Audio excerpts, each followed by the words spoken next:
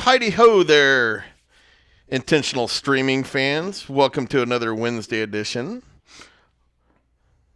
We're doing something a little different. We're doing a pre-recorded show because of my continued internet issues, which is too big of a pain to do it that way. So we're going to record a show and then we're going to upload it and call it good. What issues are you talking about? Oh, jeez. Well, when we disconnect twice during a show, of course, that was kind of like a hint that the show was way too damn long, right? Or we just miss an entire show altogether. Yeah, or we do that too, yeah, which we did that 2 weeks ago. So we got Jarvis over here on his Jewel drinking a little, what are you drinking? Michelob Ultra? Mich Ultra. Yum. The superior light beer. My Busch Light's pretty tasty. I can't complain. And what do you have in the Jewel there? What do you? Some sort of mint flavor. Mint. Yeah, it's all right. I've had better. I get a little strawberry going on, which I don't mind. I had the Peachios flavored one. Oh, that was good. And the cucumber's a personal fave too. Now vaping's bad for you. It's just geared towards kids, right? Yeah, and it gives you popcorn one. Yeah.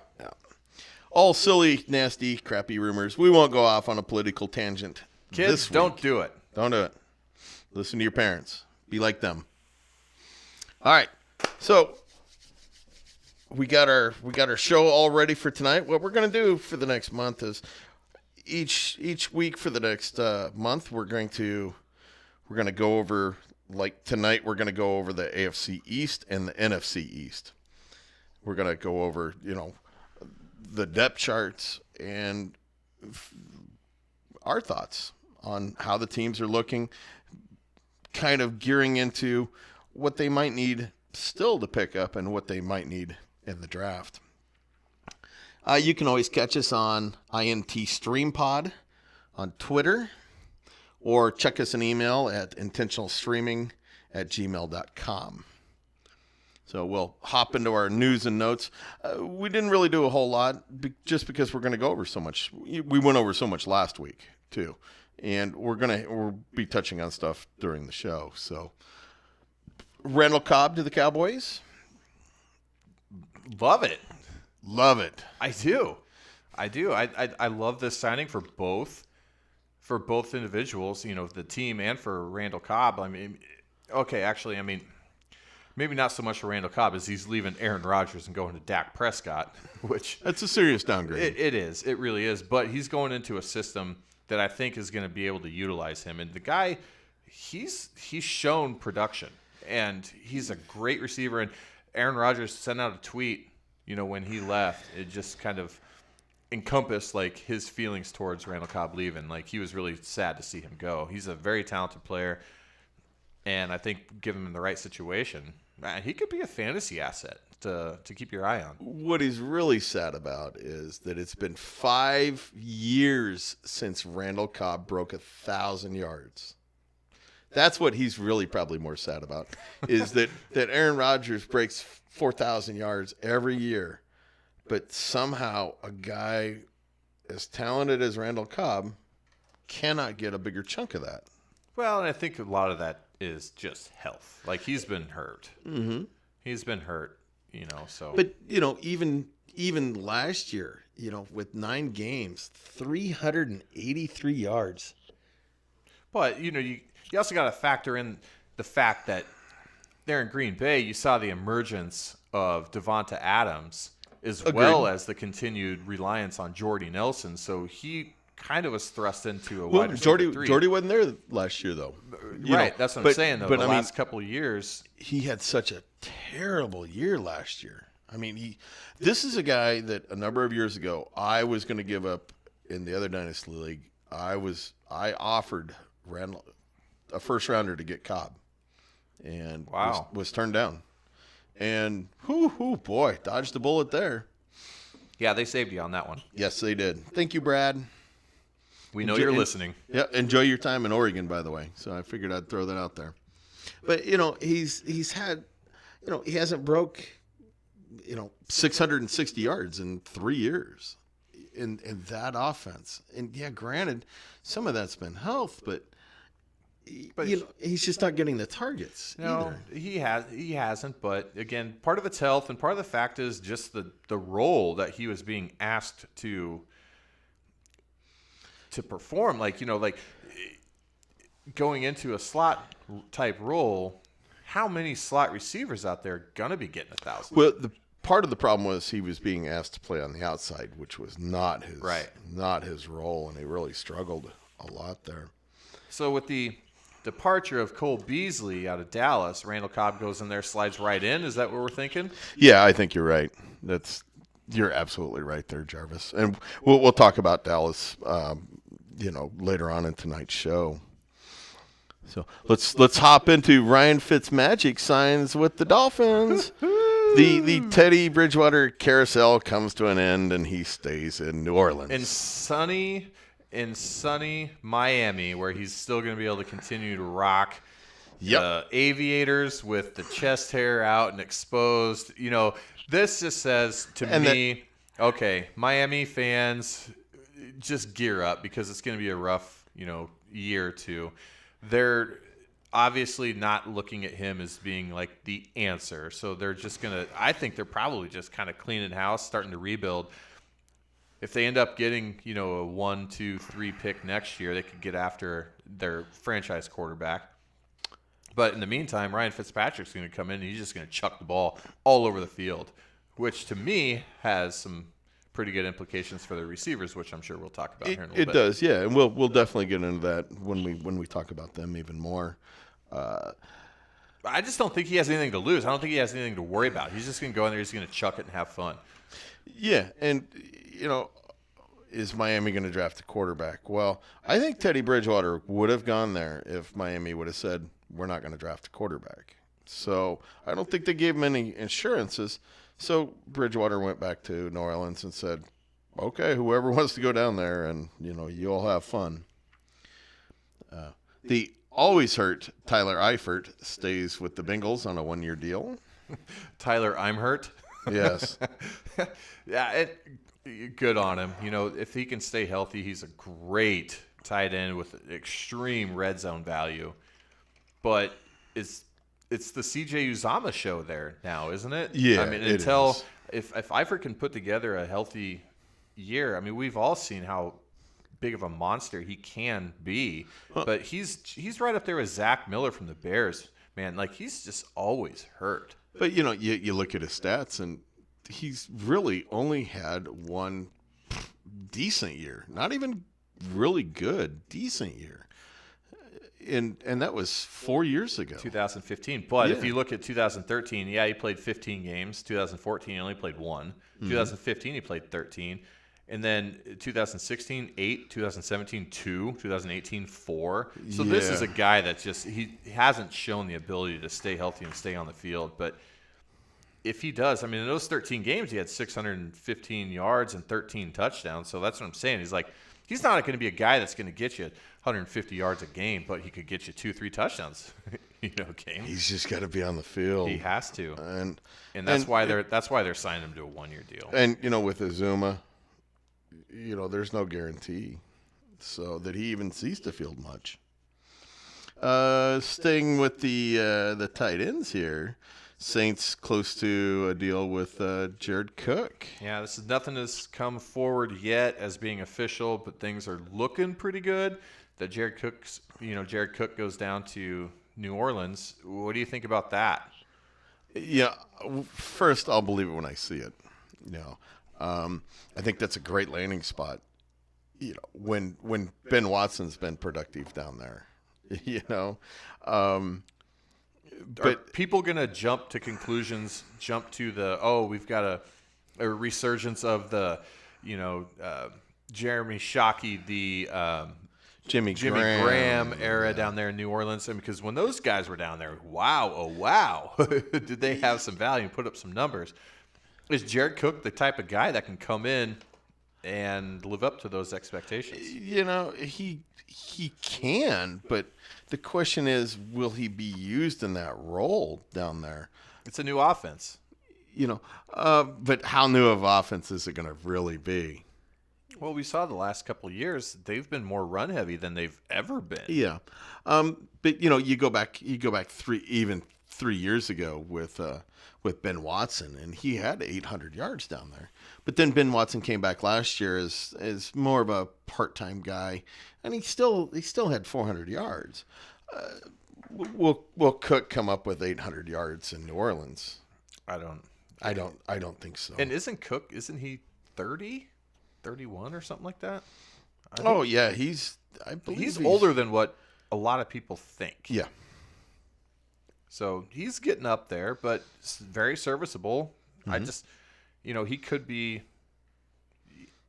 top 10, right? Top 10 tight end. I mean, that's not saying a lot because the separation between like the top 3, maybe 4 tight ends to the rest of the pack is pretty big. So saying you're a top 10 tight end doesn't have as much significance as maybe it should. I mean, yeah, does it really matter if you're the 5th or 14th? I mean, you're separated by just a few points. Yeah, can he get into that top 4 where they have the separation? No way. I don't see that. I don't think so either. I don't see that as being a range of outcomes. And just so you all know, we're talking obviously about Travis Kelce, Zach Ertz, George Kittle, and then I think maybe Evan Ingram starts to sneak up into there with the departure of Odell. Yeah. Well, Ingram and O.J. Howard would be up there, but they can't stay healthy. No. O.J. Howard has absolutely the athleticism and the potential, the big play potential to be up there. So whether he gets used a lot and stays healthy. Can't catch a ball from the tub, though, can you? No. Unless it's a really bad overthrow. That was a really bad joke. Talking about another bad joke, A.J. McCarron signs with the Texans. I'm good with that. Boy, I'm disappointed because I've been pounding the table for A.J. McCarron for years. Mm-hmm. I think he could be a good quality starting quarterback. Not saying he's going to be a top 10, top 15 fantasy asset for you, but when I saw him, now this is coming from the Broncos homer standpoint, but when Dalton got hurt with that thumb injury and A.J. McCarron came in and filled in for those 3 or 4 games, they marched into Denver and about beat us, and he played well. So that's why I was like, man, this kid had, he has some potential. If a team, he gets put in the right situation where they give him a shot, I think he could shine, but he just has never been cast in that role or given that opportunity. Well, he was given that opportunity last year in Buffalo, and he didn't even make it to the season before they traded him away. Fair. That's fair. Yeah. Yep. They kind of jumped off of his boat real fast. So, and they did. They parted ways with him real quick. But he goes down to Houston. That gives Deshaun Watson a very serviceable backup. So, good fit for him, I think. I agree. Philip Dorsett, we'll talk about him more. Signing with the Patriots, 1-year deal, former first-round bust. That's going to probably get a ring. That's probably going to get a ring, yeah. We'll see. Mm-hmm. Do I really have to bring up Tommy Lee Jones? Tommy Lee Lewis. Tommy Lee Lewis. He's now a Detroit Lion. When was the last time he caught a ball? Did he catch a ball last year? Well, he was the guy that got hit on that no-call pass interference, if I'm not mistaken, right? From the New Orleans Saints in the playoff game? Was it him? I don't know. I'm pretty sure it was. I'm pretty sure it was because I'm like, why in the bleep, if you have Michael Thomas, Alvin Kamara, Mark Ingram on the field, are you throwing the ball to Tommy Lee Lewis in that situation? Okay, we can't talk about a guy who caught 3 passes any longer. No. Last year. But he does have some good movies. I like Tommy. The Park is Mine. The Park is Mine. If you've never seen Tommy Lee Lewis in The Park is Mine, that's one of his better movies. Tommy Lee Jones. I said Tommy Lee Lewis. Wow. Yeah. Tommy Lee Jones. Yep. I used to spout off about that movie for eons. So let's hop right into our main part of our show tonight. Let's take a look at the AFC East with the New England Patriots with a whole lot of question marks, which is really kind uncharacteristic of the Patriots. definitely have Tom Brady. He's not going anywhere. See, when you say that, I kind of think that it is extremely characteristic of the Patriots. Like, going into the offseason and the new season and the new year, like, okay, what are they going to be? Because I look at this roster, I'm not blown away by really much of any of it. No, I mean, but they always are there. They always compete, and for whatever reason, they turn backup guys into. It's Darth Hoodie. It is his presence, and Tom Brady making 7th rounders like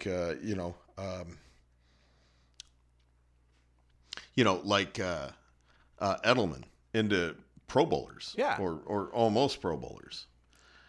But you look at it this year, and it's like, boy, oh boy, you got Edelman who's been hurt a number of times. You got Dorsett, who we kind of touched on, who is a first-round failure, bomb. And then you get, well, right now, who's their slot guy? Is it? It's Edelman. Well, I'm sorry, but Edelman also plays on the outside though too. But they need a deep guy, and they had that in Gordon. Yeah, but Gordon's suspended for how long? Are they even going to bring him back? We don't know that yet. And right now they have a bunch of, who are these guys? Maurice Harris, don't know. Now he was the kid that started to shine a little bit in the latter part of the year with the Redskins. Okay, I just drawing a blank on his. Yeah, name. I rostered him quite a bit in my daily fantasy leagues through DraftKings. Always ended up putting up more points than giving me like 3x on my value. So really, yeah. Huh. So he's a guy to keep an eye on. Now again, who knows in that offense? Like what's going to happen? Yeah. Okay. Sorry, I take that back. So Maurice Harris did. He had 28 catches last year for 304 yards. Mm-hmm. Yeah, I just must have missed those games. All 12 of them that he played in last year, with 7 starts. Yeah. Okay. Yeah. Apparently, I did not watch New England very much last year. No, he was an under the radar guy that you could get for cheap and fill him in your DraftKings lineup. Mm-hmm. That was getting some targets. So, but they have Jackie Slater there, or is that Matthew McConaughey? Oh no, it's Matthew Slater. Jeez. Damon Patterson, Maurice Harris, Bruce Ellington, a lot of really guys that have always been at the bottom of the roster. So could you see him drafting a wide receiver? Yes. Early? Yes. First round guy? Yes. Okay. I agree. If the right guy falls to him, I think they do. Now, just because it's the Patriots and it's a first-round wide receiver, don't get out ahead of your skis and go out and sell the farm to get this particular receiver if they grab him, because we've all been shown over the past that rookie wide receivers just typically don't tend to come in and make a significant enough impact fantasy-wise in the first year. There's not many Odell Beckhams in the world. Definitely not. What do you think? What do you think of the running back situation there? No, this is pretty par for the course. They've got a handful of very serviceable guys. James White, Sony Michel, Rex Burkhead. I don't know. I mean, Brandon Bolden, you can mention. He's there. He's a special team guy. Yeah, but I think that you'll see the slow emergence of Sony Michel over James White next year. They leaned on him a lot more towards the end of the year. Where James White makes his, is the receptions. Bread and butter is the receptions. Yeah. And, I think he was over 80 again last year on his receptions. He had a monster fantasy year. He really did. And, for a lot of the year, he was fairly quiet because, he wasn't putting up the big rushing games that, everybody talks about, or, he put up a dozen touchdowns, which is pretty doggone good. But, he only had 751 yards rushing. But, No, that was receiving. Oh, I'm sorry. Yeah. Yeah, but the 87 receptions. I'm sorry, he had 123 targets. Yeah. That's impressive. That's crazy. Yeah, he only had 425. That's receiver numbers. Mm-hmm. And do you think that do you think that the increase of targets out of the backfield for James White, okay, does it have anything to do with maybe the beginning of the end of Tom Brady's arm strength and everything? Because I've been pounding the table on that. I watched it last year. I don't think the guy can throw very far. And see, I've seen both. I've seen where some of the quarterback gurus came out and totally said, you guys are full of phooey on this. Brady was taking the targets that was offered to him, and a lot of it was James White. Now, one thing they did a lot last year was they asked Gronk to block. And so a lot of those was Gronk blocking for White's and Michelle's running and White's catching. I would be really curious to see between last year and 2 years ago and then this last year, the difference in percentage of snaps played for Gronk. Compare that to the percentage of reception or targets that he was receiving, because I guarantee it took a big hit this last year, because you're exactly right. They asked him to block a lot more than they ever had. And so I know fantasy owners of Gronk out there were left extremely frustrated. Well, and since we're talking about New England, let's hold off on that. Okay, so which running back do you draft first? Sony. Okay. Yep. Boy. And I'm right into the position of I'm still gonna go with James White in those massive amount of catches. Let's put this in context. Okay. Dynasty. Dynasty, Sony Michel. Sony, yes. okay. So redraft, James White? Yeah, redraft, I'd go James White over Sony Michel. I think I'm with you on that. Now, will Rex Burkhead be healthy? Will he cut into anybody's? Will he vulture carries on the goal line? He very well could. He's a big body. So will he even make the team? Yeah, it's going to be a good question there all the way around with him. So we still haven't heard it.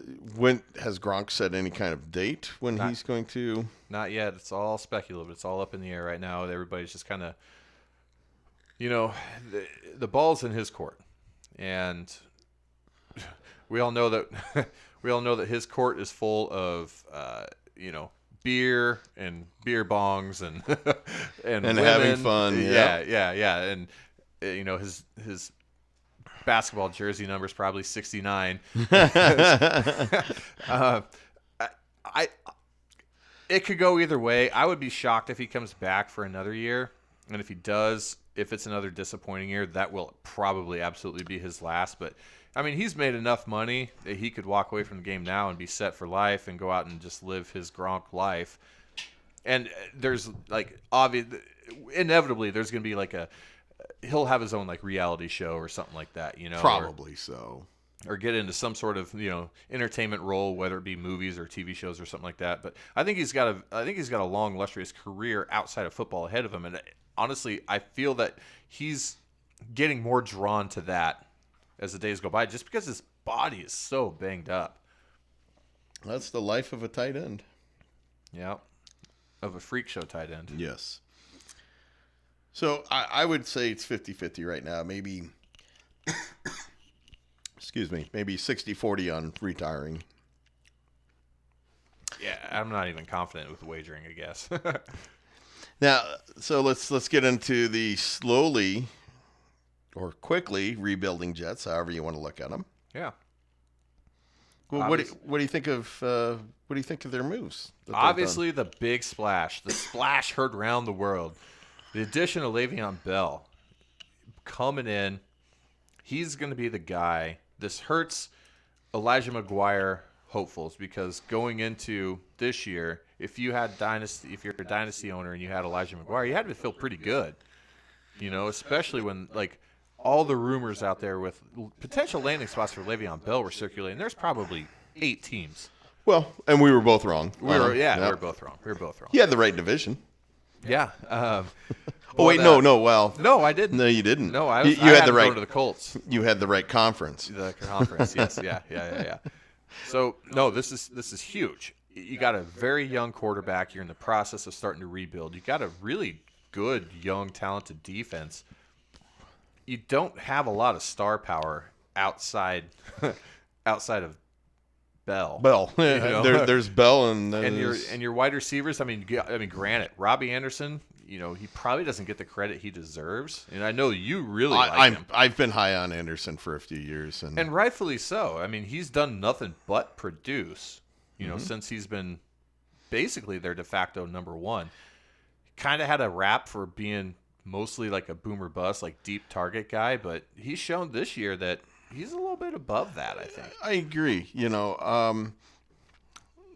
Some would maybe throw him into the category of like, Deshaun Jackson, how he was. And, Robbie Anderson, he missed a couple of games last year. Was he suspended early? Yeah, remember that? Or no, he wasn't. Or what? Remember that traffic violation or that speeding ticket that he got involved with down in like Miami, I think it was, where he got pulled over and then he was saying all those nasty things to the cop. I was thinking he got I believe he got suspended for 2 games because I think he had a couple of off the field stuff too. Mm-hmm. I might be wrong, but I think that's what happened. Why he only played in 14 games. He did only have 752 yards, but that's coming off of 941 the year before. 752 in that offense last year. I don't think that's that bad. No, it's not. And again, they had a rookie quarterback coming in. We looked at the year before. 114 targets, 63 receptions, 941 yards. He was almost a 1,000-yard receiver the year before, but guess who was their quarterback? Josh McCown. And Josh McCown does what? He likes to throw the ball deep. Yep. Mm-hmm. But and Robbie Anderson's only 25 heading into his year 26th season. So, his 26th season? His year 26 season. He'll be playing at 26 years old. Okay. I knew I right after I said that, I'm like, yeah, I think I said that wrong, didn't I? He looks really good for his age. But I'd be nervous if I was Bell going into an Adam Gase offense. That's the big question. That's what everybody wants to know. What are the implications with Le'Veon Bell? Can you trust him? Is he a top 5 running back? Is he a top 10 running back? Yeah, I would say so. I think they're going to really, really work him a lot. He's top 5 or top 10? Oh, top 5 easily. Mm-hmm. I'll still put him. It's going to depend a lot on that offensive line if they can handle his running style. He's going to get a lot of receptions on the backfield. A lot of receptions. So what do you think? Over under 80 receptions? Over. Yeah, which I think around 86 is about tops for his career. I was going to say, yeah. Is he going to But you got to worry about his health. But any player, you worry about their health. A year off, is that going to hurt? I don't think so. He came out. We like we said on the mysterious show that never happened. We'd watched a video of Bell, and he looked fantastic. He looked in good shape, and he said he'd been working out, 3 hours a day, 5 days a week since December. He had $62 million worth of reasons to stay in shape. So, do I put him above Gurley or Zeke? Probably not. Probably not in front of Barkley. I would. So last year, last year was a little bit more clear as to who was probably going to be the 1 or the 2, 3, 4, 5 running backs, right?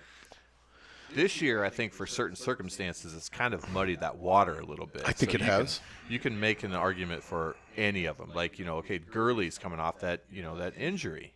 Or was it an injury? Was it an injury? David Johnson wasn't used at all. No, poorly he was used. Supposed to be used.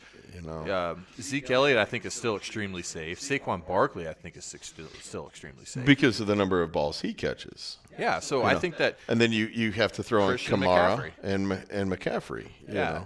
So I think that you can make an argument a viable argument for either of those to be your number one overall. I think in most drafts you're probably going to, especially like maybe dynasty startup drafts or best ball drafts, redraft, actually any drafts, I think you're probably going to see the majority of it be leaning a little bit more towards Saquon Barkley being the number one overall. But now you got to bring up some guys that weren't in that conversation last year, like your Kamaras, like your Christian McCaffreys. And they're going to be very comparable to the outlook that you can expect from a Le'Veon Bell, a Todd Gurley, that type of stuff. So with him playing on probably a pretty bad team, do you draft him third running back, fourth? Do you put him in front of Gurley with his possible knee issues with the arthritis? I think that's a coin flip, and I think you can make arguments either way. Me personally, oh man, I don't know. I really don't know. Maybe I give Gurley just the slightest bit of advantage, but I like the offense better, and that's probably why. I think there's going to be volume on both sides. In fact, I think probably Lev Bell out of all of those guys, other than Barkley, maybe McCaffrey. I think Barkley, McCaffrey, and Bell are probably in line to see the most volume. It's going to hinge on his volume of how much they have the ball. Is that defense going to help him, or how bad is Darnold going to be an improvement from last year? You get into the wide receivers a little bit, and you get through Robbie Anderson. You got the always hurt Quincy Enunwa, who's got the talent, and then you get Crowder there, who Jamison Crowder comes in. Yeah, I mean that's actually a pretty. If those three are healthy, which that's going to be a big if, it's not that bad of a starting trio. It's really not, especially with Jamison Crowder coming in and solidifying that slot position. Mm-hmm. They definitely don't have anything, Eric Tomlinson at tight end, so they could use a Jared Cook pretty bad. They got Herndon. He's going to be their starter, Chris Herndon. Oh yeah. He's a young guy, a lot of talent. Big, strong, physical guy. Started to kind of show a little bit of flash last year, but nothing to get super excited about. So I think they're moving in the right direction, and I think Darnold will make that year two step. He certainly showed an improvement in the second part of the season as he did over the first. So you like okay? So Darnold top 15, bottom 15. Ooh, I think he's right around that 15 mark. See, I'm going to put him probably right around the 20 mark. I'm just not a Darnold fan. Oh, I'm not either, but I think that he makes a step up though. So, would you be targeting Crowder at any point during a draft? Is this a guy that's on your sleeper radar? Yeah, if you're looking for some depth, absolutely. Don't go out and overpay for this guy and expect him to be a wide receiver too. No. Does he have the talent? Yeah, maybe. But he's gonna see a big lack of volume being taken away from what if he was in another situation, because we're going to see, where the slot receivers make their hay is those short, intermediate pass routes. Guess what? There's another boy in town right now that's going to be eating a lot of those up, and it ain't Jamison Crowder. Agreed. But I am intrigued. Kind of a guy to definitely to grab some deep depth with, a wide receiver 5 or so. Yeah. So we talked a little bit about the Miami Dolphins with Fitzmagic coming back into town, the turnover machine that he is. He don't give a bleep. No, he's the honey badger. He doesn't care Just throws the ball, chucks it up. So we've talked about that. He's a gunslinger. He likes to throw the ball a lot and throw it deep. Lets his receivers go up there and help him out and make some plays. Has he been in an offense? Has he led an offense that had significant value coming from their running back position? Because I think a lot of people are going to be wondering, okay, what does this mean for Kenyon Drake? Is this a bump up, or is this kind of a tick down? For Kenyon Drake? Yeah. Well, my worry is, are they actually going to use Kenyon Drake? I'd be worried. That's my first worry, because I drafted Kenyon Drake last year in the redraft, and I think he was going to. I skimped at running back, and I think he was going to be my RB1, and I gave up on Drake really fast, as a lot of people rightfully should have. Yeah. And you're sitting with Kalen Ballage. Kalen Ballage. And I wouldn't be too surprised to see, them draft a rookie running back. I mean, boy, they got so many holes down there in Miami. You just don't know where to start. Would I feel... I don't think I would draft Kenyon Drake to be a running back too on my team. Couldn't do it.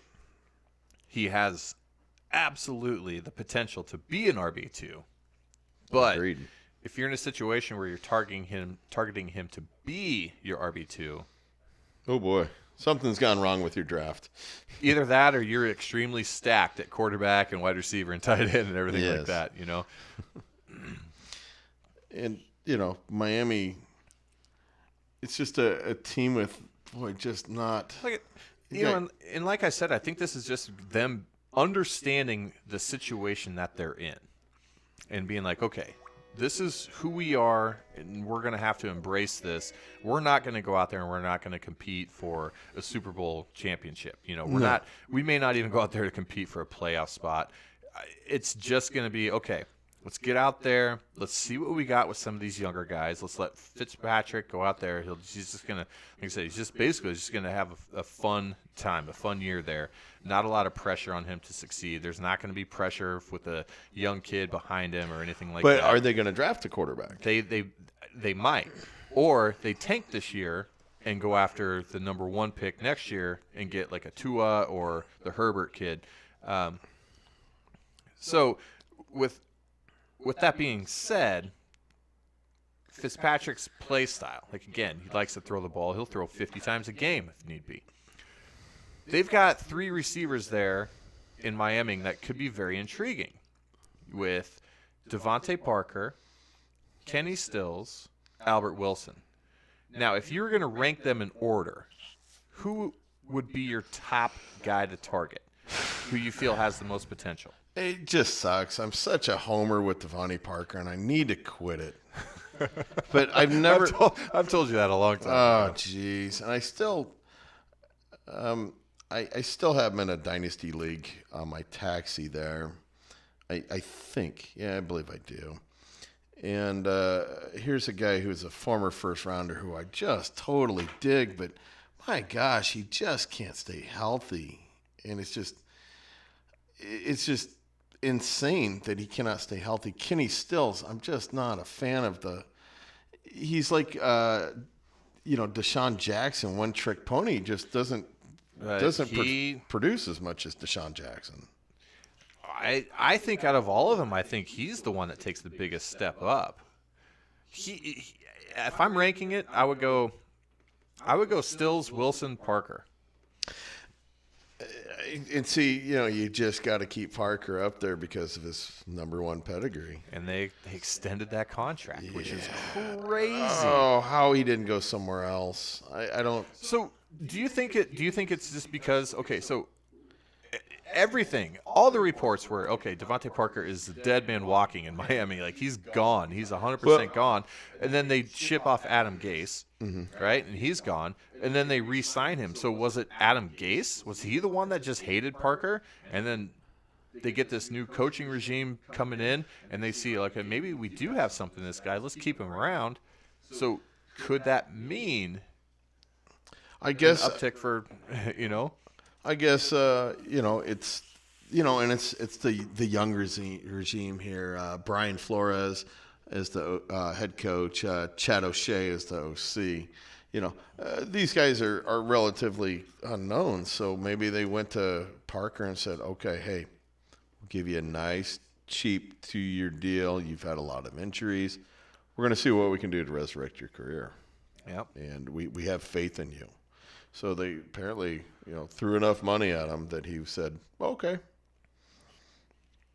Well, and speaking of young regime, they've got a really young tight end with a ton of talent, Mike Gesicki. Do you think that bringing in Fitzpatrick, what does that mean for their tight end situation? Well, we kind of looked at this before the show started. We looked at, Fitzpatrick over a couple of games with O.J. Howard, and it was just kind of a mixed bag, where, yeah, he had 6 catches against the Steelers when he threw the ball 50 times, but when he threw it 24, I don't remember who the game was, but O.J. Howard only had 2 catches. Yeah. So again, this just kind of goes back to the tape and the long history that we have with Ryan Fitzpatrick. Like, he doesn't utilize his tight ends very much. I mean, even when he was with the Jets and he had that blow up year, he was throwing to Brandon Marshall, Eric Decker, those guys. You never saw a tight end really flourish under Ryan Fitzpatrick. So I think this kind of hurts Gesicki. I agree. And, a young tight end like that's got oodles of talent. So, I wouldn't draft Gesicki, anytime soon. I wouldn't draft him in a redraft league. No way. Nope, I'm staying away from a redraft. Deep, if he's not already on a dynasty team, that would definitely be a taxi squad stash if your team does that. Yeah, if you have the room for him, but otherwise it's just kind of a wait and see type situation. Yeah. On to Buffalo, Josh Allen, is he going to keep progressing? Did he show enough last year? That's a question. I think that he showed plenty. I really did. But here's the thing: is what made Josh Allen such a fantasy relevant quarterback option for you was the yards on the ground that he was picking up. Not necessarily all the touchdown passes he was throwing, but it was his rushing yards. We saw last year what he threw. He threw 10 touchdowns. Yeah, but boy, that 52.8% completion percentage. Wow, that is just glaring. That just screams bad right there. So now what they've done, they've brought in some guys. He's got Reuben Foster, who's just an absolute burner on the outside. They bring in John Brown, who's another burner on the outside. And then they steal, Cole Beasley away from – they didn't steal him, but they signed him from Dallas. It could be a solidified slot guy. And then you have, the oldest trio of running backs that has ever existed in the history of the NFL, and Chris Ivory, LaShawn McCoy, and Frank Gore. Well, they'll dump Ivory because he's got like $5 million on his salary, I think. But the running backs, it's kind of fun. It's kind of fun with the running backs there. But the wide receivers, I mean, okay. So I think which one do you draft? I think they did a pretty good job. I do too. If it were me, I'm probably going John Brown number 1, Foster 2, Beasley 3. And see, I would not go that route. I would, really? Yeah. I think you're missing a guy off the depth chart here. Maybe you're not. Maybe I was thinking of something. Oh, Zay Jones. Zay Jones. Okay. Yeah. I completely forgot about him. Sorry. And it was because of the 2 depth charts that we're kind of looking at here. One of them. Okay. Didn't have Zay Jones far enough up. So, no, my apologies. Thank you for the correction. Yeah. I would go Zay Jones 1. Yeah. I would go Zay Jones 1 just because they had last year's, time to build that rapport, get to know one another, everything like that. So, I would go, Zay Jones probably into my number 1, then Brown. I'm going to skip the John Brown, and I think I will go Zay Jones with you. But I'm a Cole Beasley fan. I think even though that Allen's got that big arm, he needs to utilize some of that underneath coverage more. But a guy who's known for his big arm and likes to show it off. I know. Does he go to that often? He's got to learn, though. We saw a lot of times when he had these shorter routes open and available, and he just tucked the ball and ran. Now, you can't do that.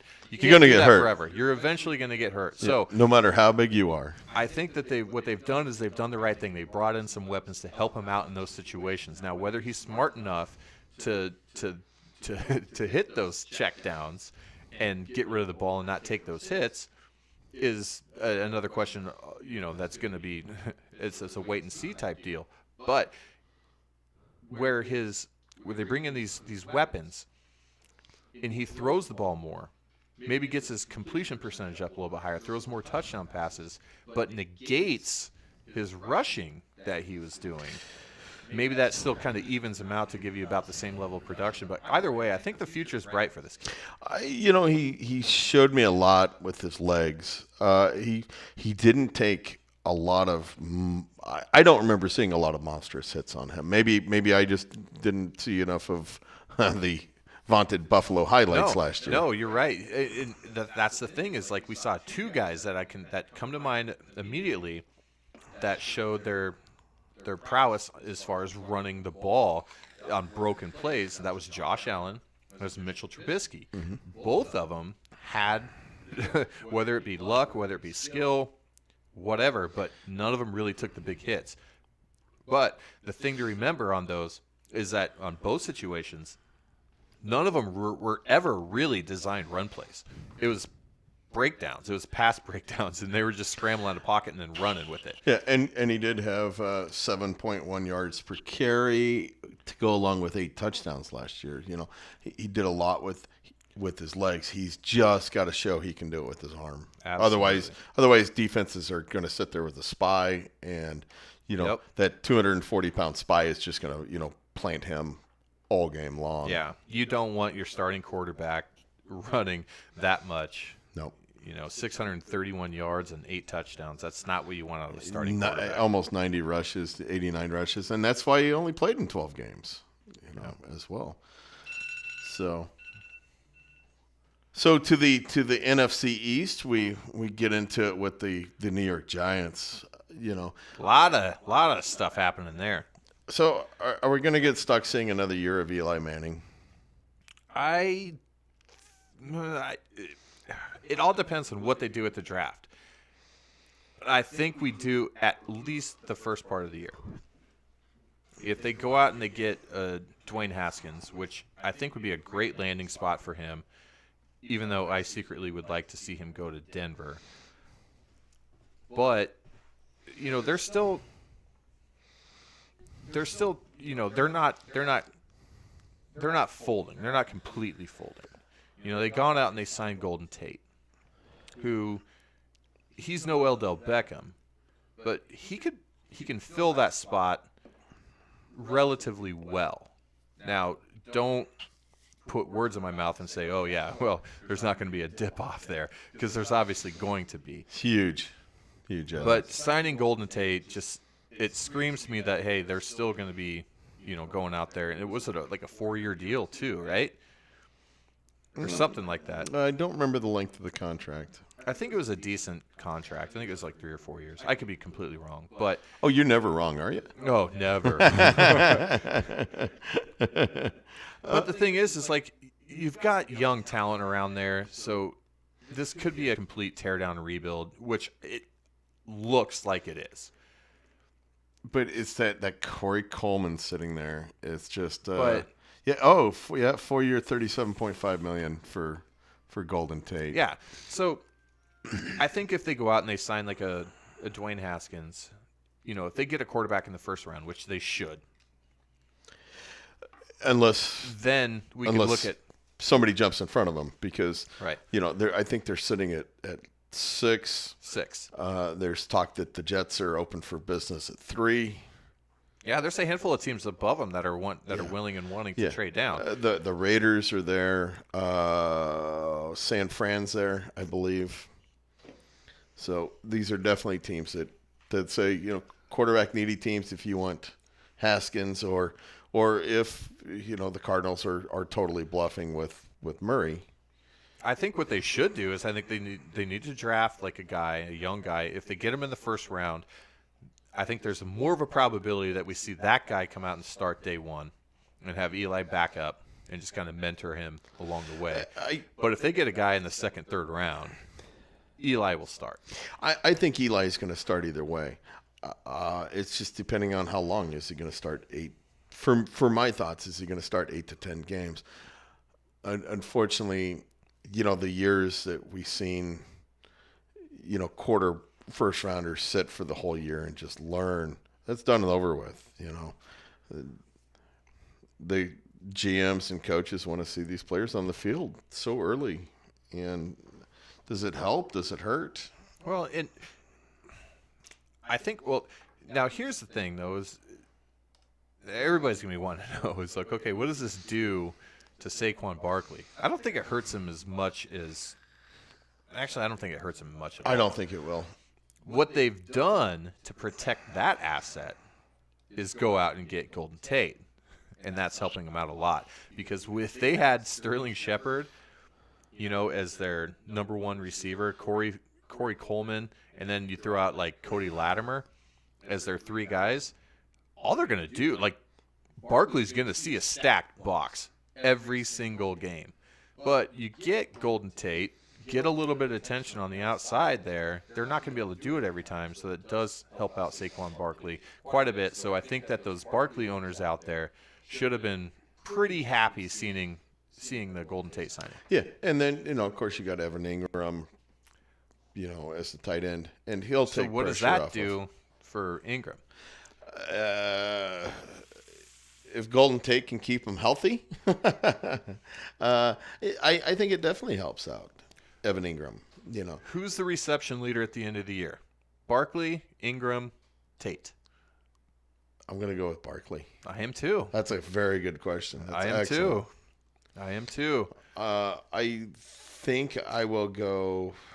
I think I'll roll the dice and say Ingram's going to stay healthy, and him too.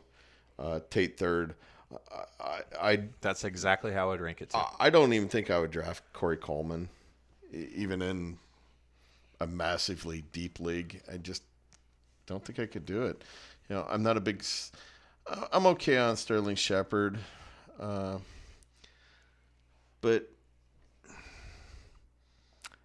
he would maybe even be a little tough to roster. We don't even really need to talk about the running backs there because we know how that's going to shape out. So, we'll jump into the Eagles here. Excited to see Deshaun Jackson back with the Eagles? I am. You got a buddy who's a big Eagles fan and a ravage Eagles fan. One of the things, and now I've always been semi-partial to the Eagles too, just because one of my best friends is a diehard Eagles fan, and we kind of root for each other's teams, when we're not playing each other, obviously. So over the last 8 to 10 years, I've kind of developed a little bit of a soft spot for the Eagles, but not so much to say that, hey, they're my team. Mm-hmm. Obviously, we all know, anybody that knows me knows the Denver Broncos are my team. Wah, wah. But I do remember, like, those years that Michael Vick and Deshaun Jackson were together.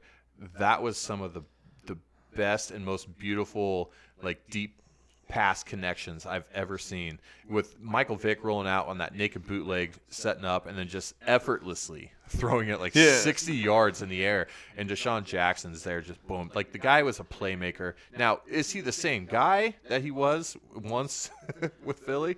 Probably not. I mean, he's older. He'll be 32. Yeah, but I think this helps him out quite a bit. They need a guy like that can blow the top off the coverage. He's hit 1,000 yards once in the last 4 years. He's been injury prone. For a number of years. Really for most of his career, he's missed a smattering of games each year. And the last let's see here, the last 3 years that he's played in at least 15 games, he's been over 1,000 yards. So it's just a matter of staying healthy. Does he still have the wheels? Yeah. He started out fantastic last year. He really had a lot of owners, excited when he started out. First 3 out of 4 weeks he was over 100 yards, and then he just And what correlation does that draw? It was Fitzpatrick. It was Fitzpatrick. Yeah. And and that's I guess that's why you got to look at the Kenny Stills thing. Go back there really quick and say, yeah, with Fitzmagic there, just chucking up the ball. So it kind of comes back on, okay, well, his fantasy value has a direct impact on whether or not Carson Wentz can come back and return to form. But, does Carson Wentz have that kind of an arm? That's the question. Mm-hmm. Because Carson Wentz, extremely accurate quarterback, but he is also one of those guys that is accurate on the run. And he made a lot of his hay by scrambling outside the pocket. He's not much of a pocket passer, is what a lot of people assume he is. And so we'll see what happens if they do trust him to throw that deep ball. Yeah. Can you trust Aguilar or Alshon Jeffrey?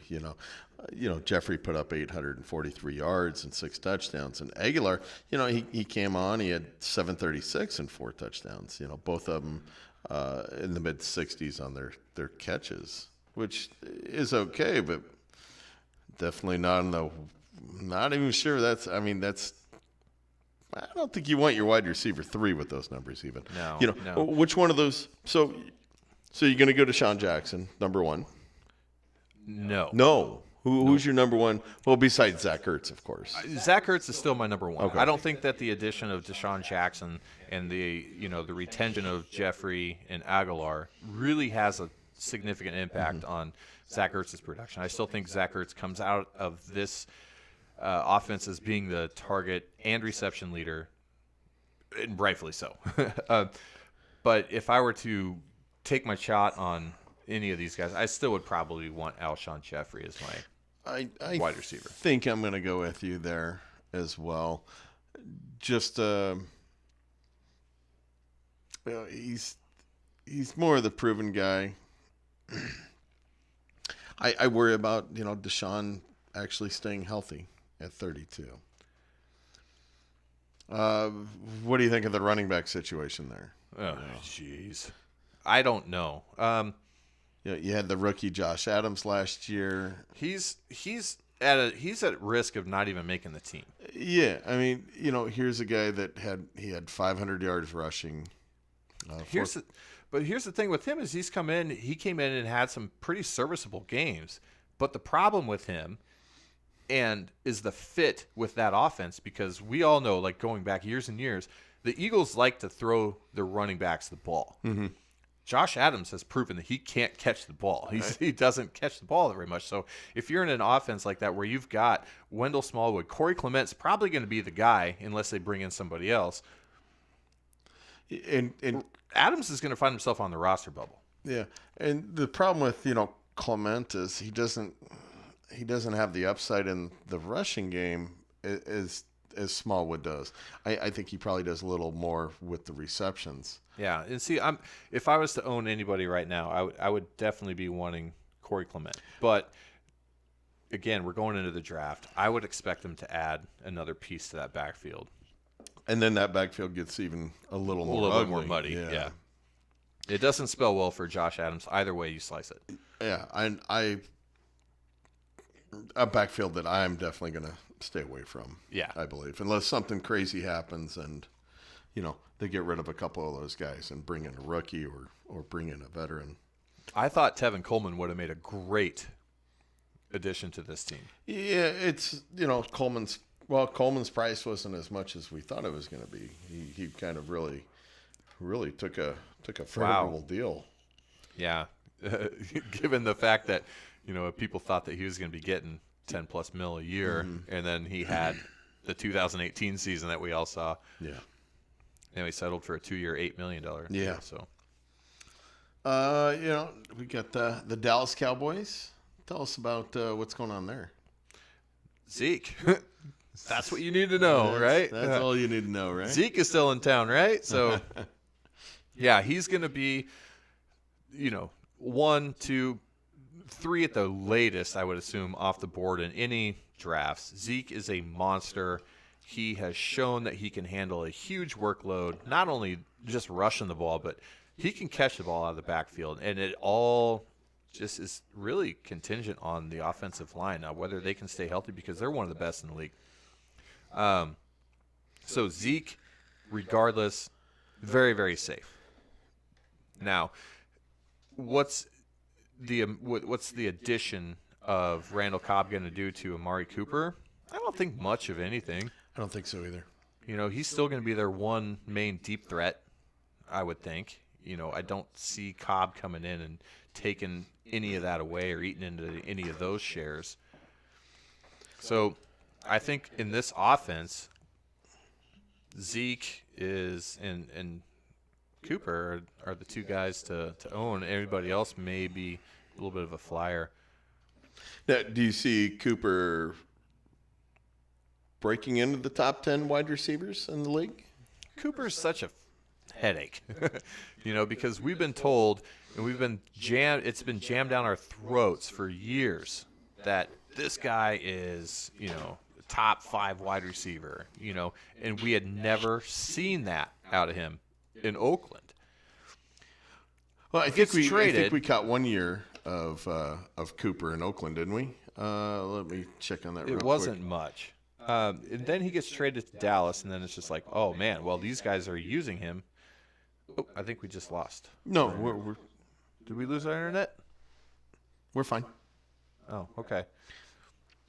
So we see that, he gets traded to Dallas, and they use him the way that I think that other teams probably would have wanted to use him. Mm-hmm. And we see those big blow-up games. Yeah, that's where I think – and I think – am I going to overdraft Cooper? Oh, boy. We'll see. I am a big fan of Cooper. The temptation is there. And I really called the Cooper going to Dallas. I'm like, Cooper's going to explode in Dallas. And I really kicked myself that I did not trade for Cooper at the time. And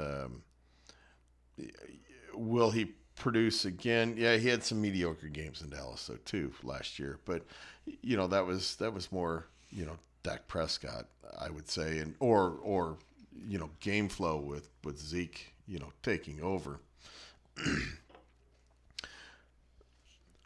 Witten, does he even? Nope. No fantasy value. Nope. None. I agree. None whatsoever. So do you take Randall Cobb over Gallup? I do. Michael Gallup? Yep, I do. But again, the attractiveness of this landing situation is going to be very tempting for people to overpay. Now, maybe you slightly overpay and he returns on that investment, or maybe he doesn't. I think the latter is probably the more likely outcome. But hey, if you're in a dynasty league, I would say a third rounder would probably be pretty appropriate for him. For Cobb? Because you're not expecting a wide receiver 2 or 3. Yeah, I guess it'd be kind of depending on how your draft really shakes out. In one of my leagues, I'd say a third rounder is too early for him, but in the other dynasty league, I'd say a third rounder is probably spot on for him. That's good to note too, because the league that I have in my mind, I'm thinking I would probably pay a third rounder for him. But your league could be completely different, and everybody's situation is a lot different too. So you got to kind of put that in perspective and judge for yourself. But don't overpay, because we just don't know. And I think a lot of people are probably going to overpay, like they've probably done for a number of years with Randall Cobb. Because the last handful of years, that offense has gone through Dak and it's gone through Zeke, and the majority of that has been on the ground. Yeah. Last and least. Oh, come on now, right? Jeez. Alex Smith it's really looking like his career might be over with. Just many. We're talking about the Washington Redskins, right? Yeah. Yeah. So Alex Smith, so many so many surgeries after he, just brutally broke that leg, and I think his career is really. He's not going to play this year, I don't think. I don't see it. And I think his career is really over with. So they made a move. They signed Case Keenum. They traded away, to get Case Keenum. They brought him in. Intentionally. Yeah. Intentionally. So, who starts? Colt McCoy or Case Keenum? Oh, boy. I actually like Colt McCoy better than I like Case Keenum. And I've probably only seen Colt McCoy play 3 or 4 games in, 10 years, 5 years. Colt McCoy's been in the league for a number of years. He just has not had he's been in the league since 2010. He's got a grand whopping total of 27 games started, 2 of them last year before he broke his leg. Yeah, it was almost like the same injury. Mm-hmm. Just not as brutal. That's really weird. It didn't just way back in the day when Colt McCoy was with Cleveland, that's where he made most of his starts. And yeah, that was a really bad Cleveland team, back in 2010 and 2011. So, no favors there. You're probably going to go with Keenum. I'm going to go with McCoy. Is that right? No, I think I'm going to go with McCoy. You going to go McCoy too? All right. Mm-hmm. Are they going to grab a rookie this year? Are they going to wait a year and maybe go Alex Smith? No, I think if he can come back. No, I think they go rookie this year. I've seen reports where they're really high on Dwayne Haskins, but whether or not they can get him, whether they can move up. Yeah, that's going to be tough to do. Their running back situation, which we've had a spirited conversation about this. Yes. One or two. 100% Darius Guice. I think you cannot discount a guy with the name AP and coming off 1,000-yard year. Yeah. No, I get it. I do. But I think that, they got Guice in there for a reason. He's looking healthy. He's looking good. He's able to run on that injured knee. Guice was first-round talent that fell to the 3rd round because of off-field stuff. Yeah. But AP, 1,000 yards, 4.2 yards a carry. Not great. Not bad. I would be shocked if Adrian Peterson is the starting quarterback or starting. I'd be shocked if he was the starting quarterback too. I'd be very shocked if he's the starting quarterback.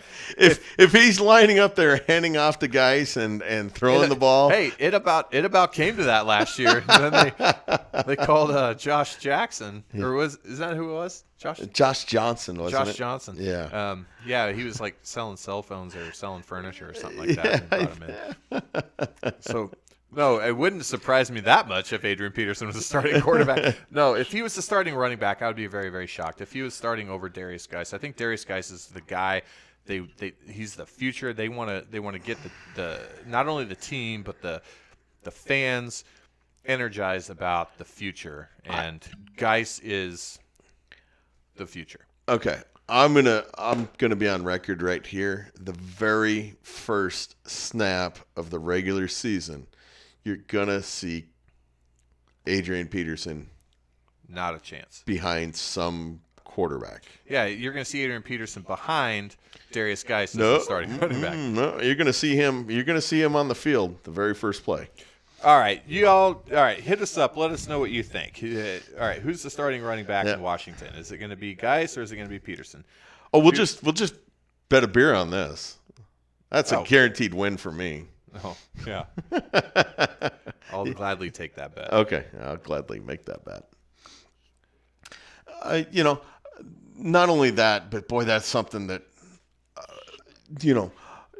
do you want one of those running backs this year? You do. Guice. You want Guice. Okay, yep. You're totally sold. Me right now, I'm going to take a pass. I think that's a full-blown running back by committee right there between those two. Nope, I want Guice. You know, plus you got the pass catcher and Chris Thompson thrown in there. And your guy, Perrine, P. Ryan. Samaje P. Yeah. Ryan. And my boy, Fat Rob Kelly. Oh, boy. Yeah, those not all 4 are going to be on the team. No, I wouldn't Or think so. 5. I mean, And you got Byron Marshall. I can't remember if he's a little guy. Is he a little guy? Yeah, he is. He is. Just a little special teamer. Oh no, he's not a little guy. He's 225. But no, he's 5'9". Oh, okay. When I was thinking little guy, I was talking more like 190. Oh, you're talking about weight. Yeah. Yeah. Then you get into the wide receivers here, though. You know, with Josh Doxson, not inspiring. Paul Richardson, boy, definitely not inspiring.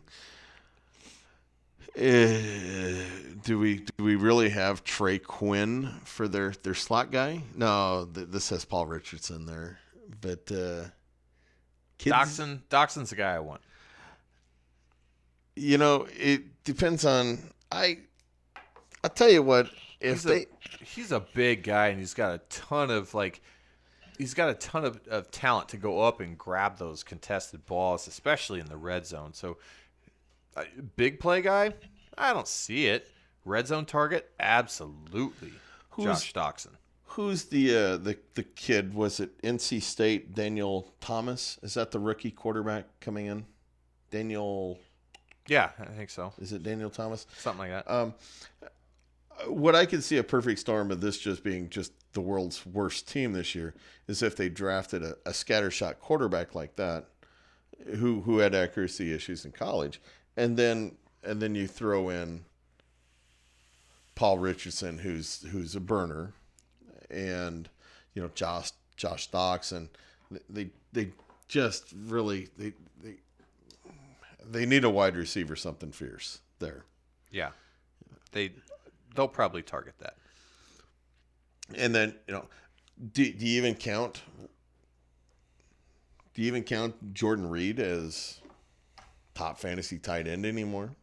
Can be.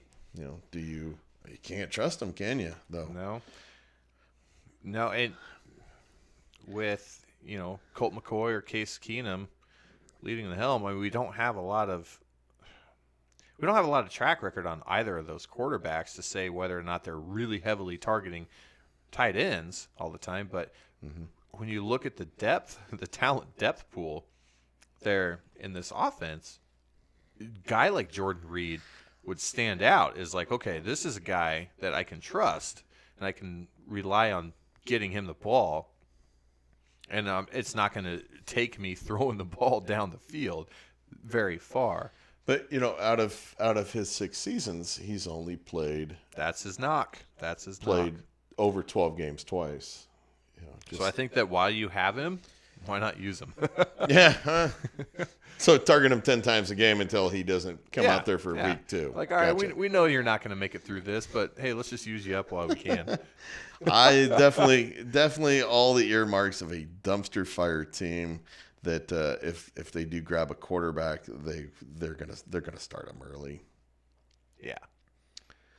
So, all right. Well,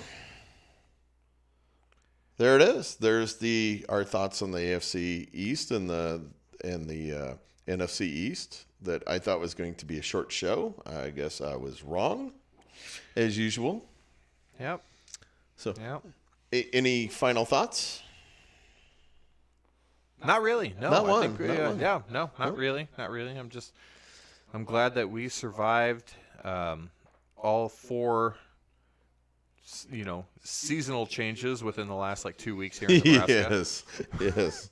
We went from having a blizzard 3 weeks ago to torrential rains and astronomical Massive and record-breaking floods this last week to today was bright and sunny and over 60 degrees. So I could handle days like this for months to come.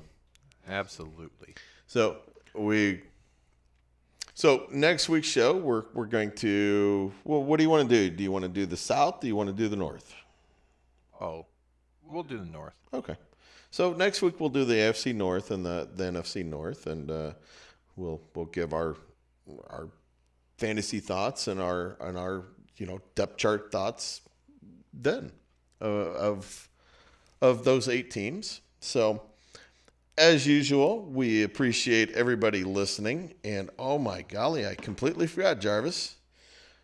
Be sure to like, subscribe, and hit that bell. So we're going to be on a tape delay. So until we're usually done. We usually start at 8.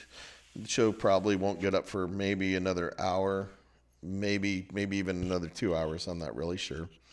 So it might not come up until next week's show might not come up until like 11 p.m. Eastern on Wednesday. So we appreciate you all for taking the time out of your busy schedules to check us out, and we look forward to bringing you guys a fantastic show next week. Same bat time, same bat channel. All right. See y'all.